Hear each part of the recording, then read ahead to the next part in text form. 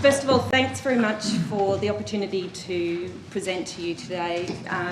Hopefully what is a bit of a community perspective on what is the worst fallout from the problems with the culture of bullying and harassment in our healthcare. So how I came to be here is my father died what I believe of a preventable death in a Victorian hospital back in 2010, and following through a very long process that involved a Health Complaints Commission, meetings with the hospital itself, Supreme Court to try and get an inquest, VCAT to try and have issues with the health record rectified. At no point over this 6.5 years have I actually reached a level where I've had any confidence that the lessons learnt from my father's death can help prevent other deaths. And for 6.5 years I'm still quite convinced that what happened to my dad could still continue to happen and has happened.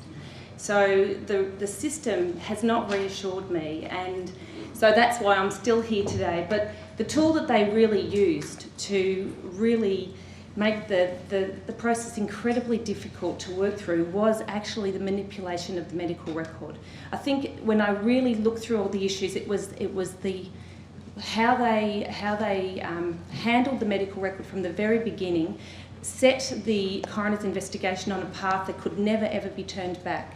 So I've got some recommendations I'm hoping that I can share that may help tighten up and improve the relationship between the coroner's court and the health system, which I think is in complete delusional state. They do not work together. They are completely separate. There's a complete disconnect between these two organisations, and we really need the coroner's court to help improve the health and safety of the patients that have been cared for. But at the moment, I don't see them adding anything of value to. So, yes, there was a couple of issues that really came out with the medical record, and that was that at the time of death, when my father's first of all the actual death report was incorrect, which I think happens to a lot of people in hospital. There's a lot of underreporting, and our family identified that there was definitely an error on the first death report. They said he hadn't had a medical procedure when he had. So when that was rectified 2 days later, by me talking to the coroner's court, the hospital was asked to provide a new death report, of which they did do, but it was actually a junior staff member who was not involved at any time in my father's care, and that medical deposition and new death report on many facts didn't match the medical record. And I didn't know this at the time, and nor did the coroner, but the medical deposition was all that when my dad's body went to forensic medicine, they requested the medical records to be sent, but the hospital did not send them in their entirety. In fact, all they sent was this medical deposition that had information on it that was incorrect and filled out by a doctor that was ineligible to complete that form. So I'm waiting for discussions with the coroner as to whether or not we should have an autopsy. I'm thinking that they're reading a medical record, and was blown away to find out that it actually took 5 months for the medical record to be sent to the coroner, from the hospital to the coroner. How did I come to know why the information was so wrong? I received a death report 6 weeks after my dad's death that had information that was totally wrong, had the wrong place of death, had the wrong time frame of death, completely missed the fact that he'd been in intensive care for 6 days. And when I questioned the coroner's office why this was so incorrect, I got a letter back saying that families don't always recall the detail. So I was like, I think we'd remembered that my dad was in intensive care for 6 days, but hey. So that's just a little bit of background about why I became interested. So I don't want to get bogged down into the details, because it's intricate with Dad. But I still believe that it was preventable, and there is still value in looking at his death, even now, that can help the next person. So next slide, please. Okay. So this is what happens when you leave your 24-year-old daughter to help you with a presentation close to midnight. So it's yeah. Sadly, I think there has actually been a course that they run on how to do this. I have probably inadvertently discovered that there's different techniques that health administrators can, and doctors and health staff can do to make it a little bit easier. You actually have now the difficulty of the whole interface between electronic information and handwritten information. So who is responsible for gathering up the information and ensuring it's in one form to send to the coroner?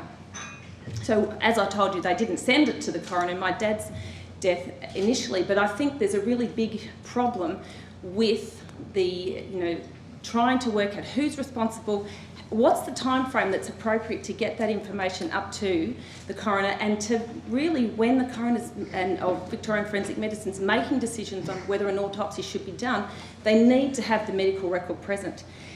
Has what's happened to my dad's case is a one-off. Interestingly, I went on this journey of wanting to read more and more coroner's cases to see, what is coming out of the coroner's office. Are they making recommendations that are actually contributing to the safety of the public? And I'm reading nothing of any use. I'm actually reading no findings that are offering really meaningful review of death, and they really, I think the coroner's office are under-resourced and potentially out of their depth as well. That's making it very difficult. But I'll just get to the next page. Sorry, I'm done. I think one of the things that I was that I've discovered when I've actually now had a copy of my father's medical record is that I can see that the lack of security at the beginning actually really put at risk other staff and nursing staff as well, because there was some fairly serious tampering of his medical record, particularly removal of integral documents that were needed surrounding the procedure. There seems to be an acceptance that it's okay to keep separate areas of record keeping. It's okay to have surgical details in a separate area of the medical record, never to be included in the medical record. So it actually, when I did get a copy of the medical record, I realised that it was still not complete. It didn't match the medical deposition, the electronic version that the coroner was first given. The death report was inconsistent with those documents, and it was really just one big mess. So how can we actually improve this so other families don't have to go through what we did, and the other families, can I say, really are out there. Every now and again you hear of them on the news, but they actually have found each other, and I am very shocked that the amount of people that have come forward that I've now got to know and heard their stories. And we're not talking about coroner's investigations that are just going for 1 or 2 years. We're talking about families that are dragged through this 5-6 years plus. So my father's final death or coroner's finding came after 5.5 years, wasn't worth the paper it was written on. Stephanie, who's here today, I know her sister's death, another death where her sister's, Stephanie is a nurse, a retired nurse as well, recognised that her sister's death was preventable, but was that history available when her sister's body went to forensic medicine? Was it there when they did an autopsy? No. Another, how pathologists can actually review death without having medical records present. And what I've noticed when I've read through findings is that now it's very difficult to tell whether or not the actual record was present for a lot of autopsies. And I think this is a really, I don't know how a pathologist can assess what is happening, what happened to that person. Are they psychic? Can they just do it by a physical autopsy? Is the medical record mean nothing in the review process? So I really want to help change that So, because I think that if we can have a few stricter guidelines and some framework around, then we might have a potential to actually reduce a lot of the issues that families go through that have just dragged through, for so long. So, okay. So just quickly to recap the wrong way. So just going back to the negative impacts of not having the medical record there as part of the investigation. There's an opportunity to tamper.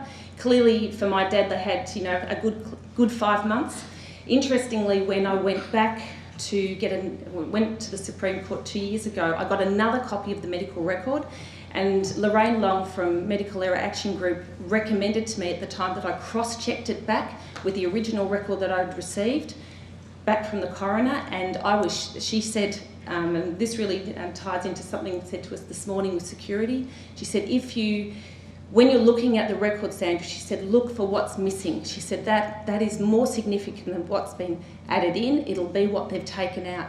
And so I really do have actually now potentially 3 versions of my dad's history, because the hospital continued to tamper with it. They didn't stop at the 5-month mark. They kept going when they knew that I was going to the Supreme Court to get an inquest.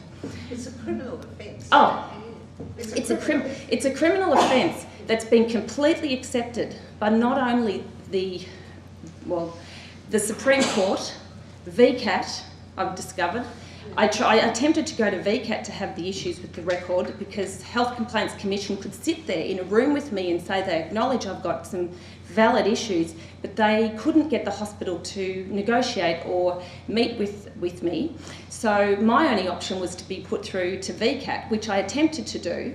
And interestingly, just to wrap into the bullying culture, that's when they decided to raise my own career in the same organisation where I'd worked for 20 years with no issue, but in court, only back in November, they were prepared to sit there with their legal team was prepared to say that I'd had a history of disharmony in my workplace, that I had issues, and clearly there was